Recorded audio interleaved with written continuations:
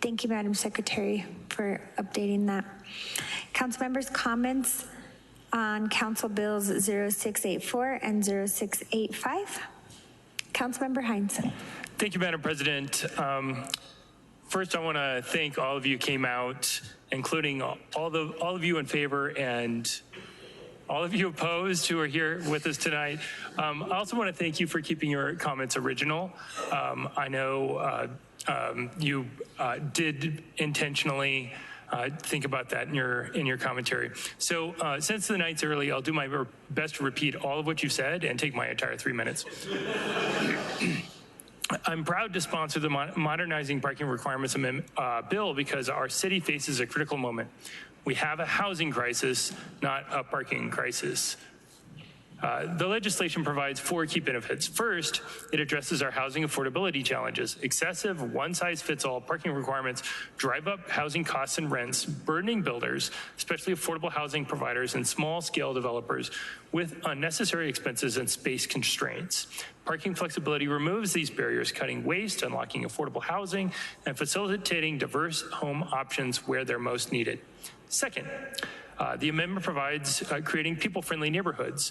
Current mandates have essentially outlawed the traditional Main Street neighborhoods where homes, shops, parks coexist within easy walking distance. By abolishing outdated mandates, we don't want to establish them, we want to get rid of them.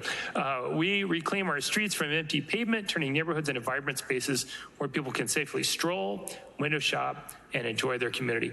Third, removing parking minimums prevents harmful urban sprawl and promotes our city's unique local character. Mandatory parking drives development into cookie-cutter patterns of strip malls, endless asphalt, and chain stores. With flexibility, we can support locally owned businesses and maintain the authenticity of our neighborhoods.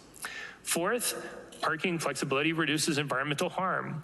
Parking lots, which sit empty 2/3 of the time, trap heat, create dangerous heat islands, and produce toxic runoff that pollutes local waterways. By rethinking these mandates, we prioritize sustainability and protect our environment. Additionally, this policy boosts our local economy by enabling essential services such as daycare centers, small cafes, or backyard cottages. Here's looking at you, Mr. Pardo. Amenities which are often blocked by outdated parking mandates. We empower communities to flourish with small businesses and vital services. Colleagues, today we have a clear choice to rebalance our city's priorities. By abolishing parking minimums, we affirm a fundamental truth. We should prioritize shelter for people over shelter for cars. Let's seize this moment to modernize our city parking policies and invest in affordable homes, vibrant neighborhoods, and environmentally sustainable spaces. 2 more comments to Mr. Hansen. Capitol is the densest neighborhood in the city. I'm not sure where you are, but thank you for your commitment to our neighborhood and our city. And Mr. Keeney, Chun is the oldest RNO in Denver, as it was the first, and I sat on Chun for several years before joining council. Thank you, Madam President. Thank you, Councilmember Parady. Yes, it is late. I really have to pee, and I did not prepare a speech.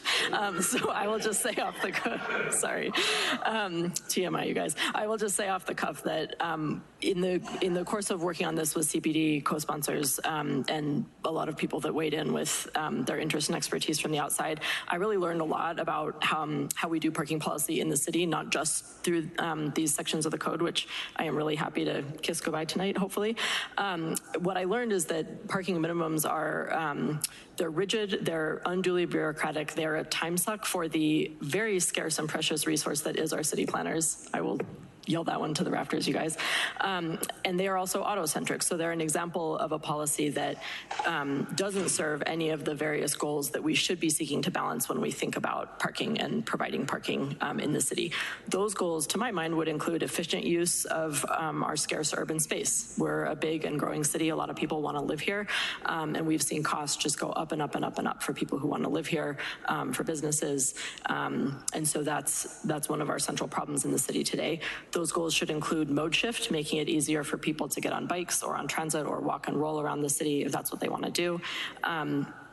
Just sort of providing the nudges that make that easier if folks would otherwise do that.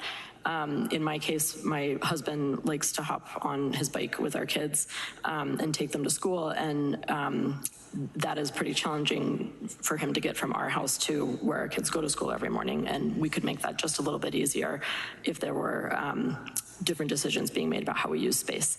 Those goals should include accessibility, which of course the ADA luckily requires, and so we will continue to have ADA parking spaces in buildings, but it's also a consideration about getting around our urban landscape. Those should include good planning, which is responsive to the actual needs of a project and the outcomes we're trying to get, and not, requiring the building of spaces that will just actually be underutilized because people are being charged for them within a private space and opting not to pay for them at all.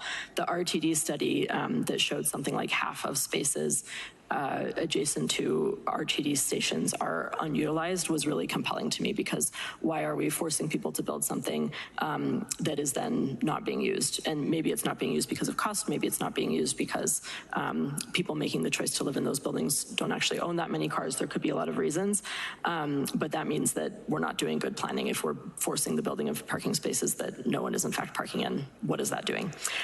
Those goals should include equity, so we have to think about who owns parking, what it costs to park a car in a particular space, whether people who are locked into any one form of transit can get where they need to go. And we should be thinking about things like turning parking spaces over more quickly, so that if someone actually needs to park right in front of a business because of an accessibility need, they can do that more easily, and that we're charging appropriate rates to make sure that people are essentially compensating the city for provision of parking along the streets when they're doing that. Some things I've gotten interested in through this process include parking benefits districts, which would allow certain neighborhoods to really take a deep dive and manage the parking in their area in a way that's more nuanced to the users in that space. Parking unbundling, where we would make it a little bit harder for landlords to charge people for a parking space that they don't need or want, which I think is important to the equity considerations. And yes, possibly parking maximums, especially near transit. So this has been an adventure. I just want to point out that I agree on the one hand that we're not going to see a huge reduction in the amount of parking around the city because only a certain number of spaces get built on in a given year. Most of our buildings are already built.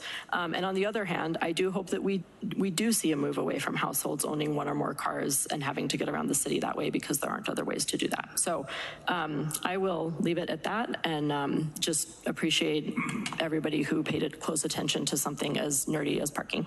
Thank you all. Thank you. Councilwoman Alvidrez. Thank you, Council President. Wow, District 7 showed up, so I just wanted to say that. No shade to anybody. I think there was some good turnout from other districts as well. I did want to shout out Adam Estroff and Yimby Denver and Strong Towns Denver for all their work on this. I know this has been, like you said, Mr. Keeney, so much work has had to happen to get to this point, so thank you all for that great work. I also wanted to mention, we didn't talk a lot about small businesses and patios, but that was part of the reason we supported this as well. The part of Broadway that was represented between 6th and Alameda doesn't have parking requirements, and the other part of Broadway does, and there's a big difference in what it feels like to walk around there and their ability to use parking lot space as patio space, which is really awesome for games and other great things over at the Dive-In. The comments about Baker and Broadway specifically, as someone that lives in Athmar Park, which is surrounded by state highways and huge seas of parking lots, was really meaningful. Just looking at why is it so great to be able to walk around Broadway, even though it's still kind of dangerous. It's a lot safer than walking up Alameda and Federal, which is the high injury network, and for these reasons. I am so proud to do this work alongside Justin Montgomery, the city staff team, my colleagues. We had a great time. I love the picture that was incorporated from our town hall because that was so fun, as a lot of people here were at that as well. And I'm just really proud to do this work. This is a really proud night after a long time coming. So thank you all for making time to be here. And thank you to everyone that helped work on this. Thank you. Thank you. Councilmember Watson. Yes, thank you, Madam President. Thank you, Denver Yimby, and everyone that came out tonight. We highlighted quite a bit, so I won't repeat, but I do want to do a fine District 9 shout out to what I would refer to as the Modernizing Parking Requirements Ninjas. That's Justin, Fritz, Libby, and Abe from Community Planning and Development. Thank you all so much for carrying the load of this, doing so much of the work, really providing us clear evidence as to why this is necessary. As Councilmember Parady shared, who knew that parking or modernizing parking requirements was so sexy?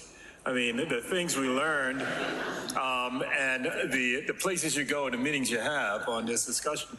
I believe that the one piece that always got me is when I sat with community planning and development and they pulled out their little calculator book thing and they are demonstrating how they calculate parking for a development. It's like using an abacus. Is that how you say it? I can't even say the word anymore.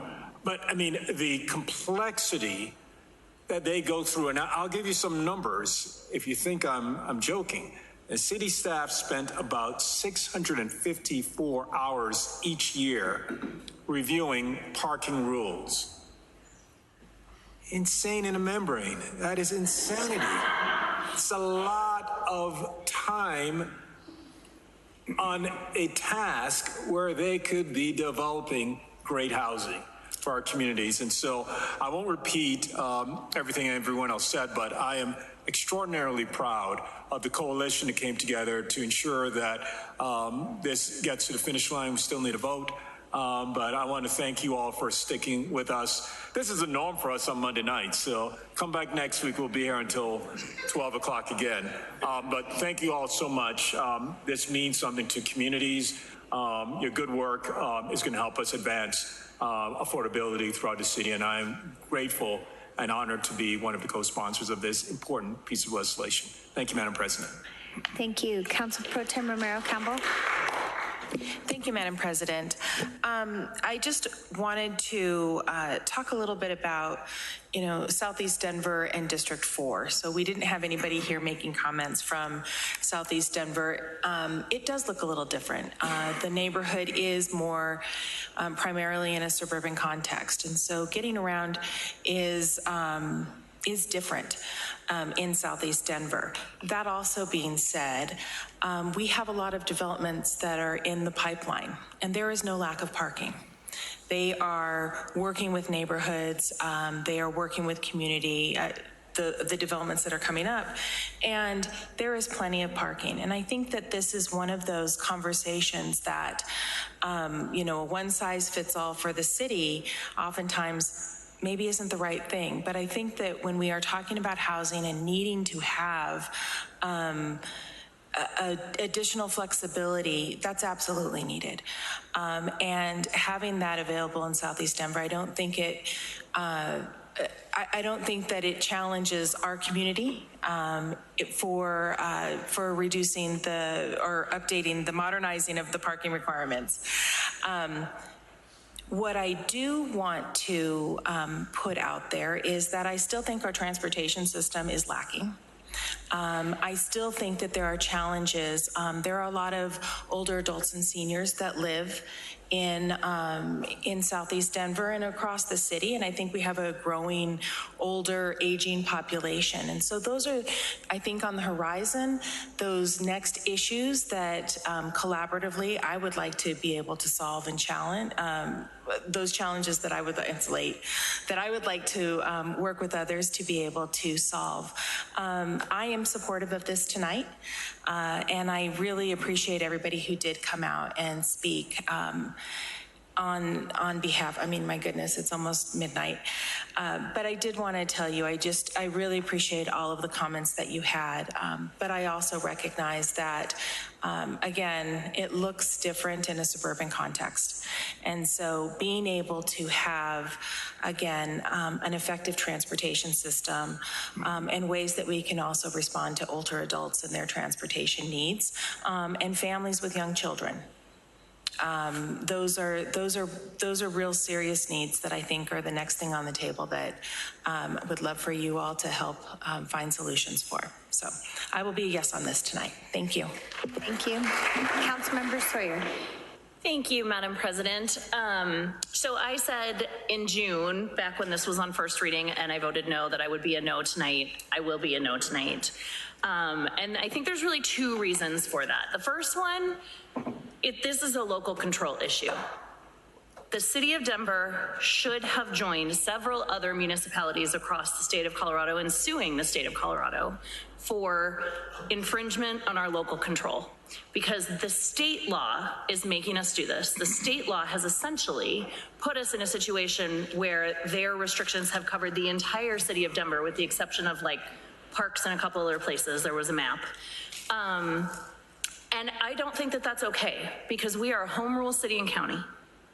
And we have a home rule charter, and we have the authority to say no. And every time we allow the state to take a little bit more and a little bit more and a little bit more of our authority, we give up our value as a home rule city and county.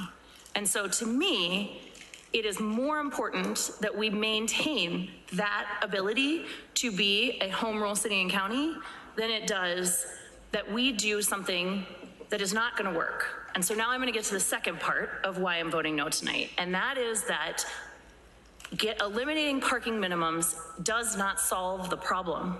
What we should have done, and what I asked CPD and Dottie to do over and over and over again for the last like 18 months, is institute parking maximums, because we have an overparking problem in the city of Denver. And the presentation that we were given tonight proves it. 600 Park Avenue, 0 spaces required, 217 spaces built. 100 Cook Street, 136 spaces required, 216 spaces built. 1145 South Broadway, 428 spaces required, 691 spaces built. We don't have a parking problem in Denver when it comes to enough parking spots. We have an overparking problem in Denver. And if we leave it up to the free market is going to do this, what the free market has already done, the examples I just gave you. And so this is not going to achieve the goals that we want to achieve. We should be doing parking maximums, stopping builders from developing additional parking spaces beyond much, much more than what they need, because that would actually achieve the goal that I was sitting in my office but listening to you all during public comment, what you all were saying. And so I think that my fellow council members have made my third point, which is there is not, certainly not in East Denver, reliable transit. And until transit is clean, safe, and reliable, people are not going to use it. And that means that they have to get in their cars. So if we want to reduce single occupancy vehicle trips, which we do, the best thing we can do is put pressure on RTD to get it together, because they have to start providing clean, safe, and reliable transit to our community so that we have the option of getting out of our cars. And until they do that, parking maximums were the right way to go on this, not getting rid of parking minimum requirements altogether. So I'll be a no tonight. Thanks. Thank you. Councilmember Flynn. Thank you, Madam President. Thank you, Councilmember Sawyer. I'll also be a no on this. I listened to the committee presentations a couple of months ago, and it struck me, and it was reinforced when Joel Noble spoke about CPD's numbers, about when we lowered the minimum requirements in the 2010 code and all of the projects exceeded them. To me, that was evidence that we need to set a minimum, not that we need to get rid of it, because they're building them anyway. And then because they're building those spaces anyway, don't expect to see the results you're going to get, because they're still building them and they're still going to charge the rents that are required to recoup that cost. It's just going to be that way. Downtown, as the councilwoman pointed, with zero parking requirements, still building an enormous number of parking spaces. So it's not going to lower the cost of housing. Banks and lenders and developers have kind of set the floor for us. I think the people of Denver expect us to be more intentional about our planning and to look out for them. And I don't think that doing away with this requirement because we believe that we can trust developers and bankers to do the right thing is the way to go. I mail a quarterly newsletter to all my households, and I put a poll in there, and of course it's self-selected. Do you support removing parking minimums? And it was 90-some% no. As Council Pro Tem mentioned, the suburban context is a little bit different. I will say this too, in my part of town, we have far more parking than we need. We have a lot of empty parking lots, and there should be housing on them. Jefferson County has already done that down on Bowles Crossing, or Wadsworth and Bowles, and it borders Denver right there at the Grand Ranch area. And they've built a lot of multifamily housing on what used to be empty parking lots at the Bowles Crossing Shopping Center. But when they built the housing, they built structured parking within it because they know, as Councilwoman Sawyer just pointed out, I hope that the person who took the bus here still finds RTD running at midnight because a lot of the routes shut down and you can't get to my part of town. The D line stops running. They did away with the C line. I have a lifetime RTD pass because I worked there for 5 years. I can't use it because RTD is gradually shutting down all their convenient lines to the suburban areas. And finally, there was a comment about Capitol Hill, and that's the most transit-rich part of the city.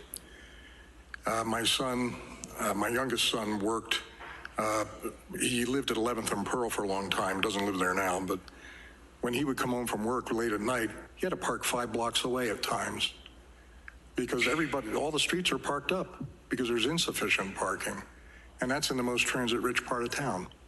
So I think this is not a good move for the people. They expect us to be more intentional, and we should have been. Thank you. Thank you. Councilwoman Torres. Thank you, Madam President. I learned how to parallel park in Capitol Hill and Congress Park for that very reason. What I was going to say, I was just going to add, one of the things that I don't want to do, and is villainize my community because they drive. I've got a lot of families, a lot of people who have to get kids across town before they get to work in the morning, and there are just feasibility things. This is my mom's story in trying to get us all to where we needed to go before she got to work. Those are some of the everyday realities, including for a lot of my district, their vehicle is their job. They need to be able to see it in front of their house in order to stay employed, and it doesn't get stolen. So there's a lot of legitimate realities in my district that we face. We also face the house scarcity, and while we are building, I don't want to get in the way of a tool that could help build more units. We had this come before us when affordable housing developers were facing this very barrier in trying to build affordable units while having to also force in parking spaces. So I get that it is a legitimate tool that helps build units. One of the other things that I want to throw out is that this actually also helps preserve culture and community in a lot of my neighborhoods. I have residents and business owners along Morrison Road who would like nothing more than be able to use their parking for uses other than parking, and they're not able to right now. So this helps solve a lot of that issue for them. I don't have to do an overlay just for that piece, and so I thank you for that. But it is not a single fix kind of an issue. And so I appreciate that we're coming at it with a lot of different ways of doing that. So thank you very much. I'll be a yes tonight. Thank you. Councilmember Hinds. Thank you, Madam President. One quick point. Maybe developers will still overpark, but getting the city out of the business of mandating parking minimums will save, as Mr. Montgomery quoted, 650 hours of staff time each year, allowing staff to use that extra time to speed permitting and get more development projects through the pipeline. Thank you, Madam President. Thank you. In closing, I'll just say to Councilwoman Torres's point, the one-size-fit-all is challenging for Northwest Denver. Down in the Sunnyside neighborhood, you can't get south, east, west. So you literally have to go under the 38th Avenue Viaduct or the underpass, which floods, or you have to go over Pecos and then go over into Globeville. So as redevelopment has occurred on the lower part of Highland, I don't like to call it Low-High because Highlands is a neighborhood, statistical neighborhood, and a developer coined it that term, so I call it Lower Highland. And the lower part of Sunnyside, it's super tricky to get through there. And we've heard a lot of complaints because there's just no through traffic. In other parts of my council district, in Sloan's Lake, in West Highland, in where I live, in the Berkeley neighborhood, this solution would work. So I will be supporting it tonight. And I also do know that when my mom was a single mom raising 4 kids, she had to drive us across town. I went to a private school. I went to Guardian Angels. My sisters went to North. As soon as I could walk to North High School, I walked to North High School, so my mom couldn't take me. My daughter, when she was younger, I was a council aide working here, and she went to Gals, which is not in my council district. It's way across town. There wasn't a bus that took her there. She also went to East High School. She had to leave an hour and a half before school started, so she wasn't able to take the bus there. She took it home because there was no problem, but in the winter, when the sun comes up really late, it's scary to have your daughter leave at 5 a.m. in the morning, so I would drive her across town. So I agree that this is one of the tools in the toolbox that can add, but I also just want to hope that you all understand that there are people out there who, to Councilwoman Torres's point, their car is their livelihood. I know lots of people in my family where they're mechanics. I know lots of people who are food truck vendors. I know a lot of people who do need to rely on their car every day, but I am open to hoping this tool works. It hasn't worked down in the Sunnyside neighborhood. I get a lot of complaints, like more than you all would want to know about the Sunnyside neighborhood from a redevelopment that happened on Inca. And it's because the line only goes from, it's supposed to go, it goes to 72nd and Sheridan. I don't know about many of you, but there's not a lot of work on 72nd and Sheridan. Or it goes down to Union Station, and you have to take your car underneath into the Globeville side, park there, and then take the light rail down. So unfortunately, I have a council district that doesn't have very good transit. You all need to start advocating and showing up to RTD meetings. If you all packed RTD like you packed our council districts, maybe RTD would turn their show around. Maybe we would have a line that goes down Spear Boulevard. Could you imagine a line that goes down Spear Boulevard that starts in Northwest Denver and goes all the way? So my ask for you tonight is to please start packing the RTD meetings so that we can get more reliable transit throughout this city. So this tool that we added to our zoning code works, because it has to work in companion with RTD. So with that, right now, between 12 o'clock before tomorrow morning, I'm asking you all to start showing up at the RTD meetings and pack the house. Let's get this done. Let's put some pressure where we can get some pressure done.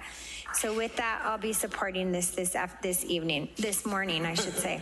This morning. Madam Secretary, roll call on Council Bill 0684 and 0685. Council members Alvidrez. Aye. Flynn. Nay. Gilmore. Aye.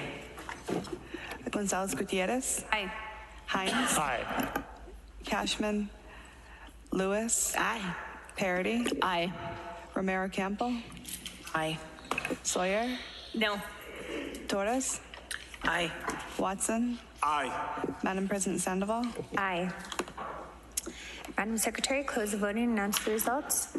9 ayes. 9 ayes. Council Bills 0684 and 0685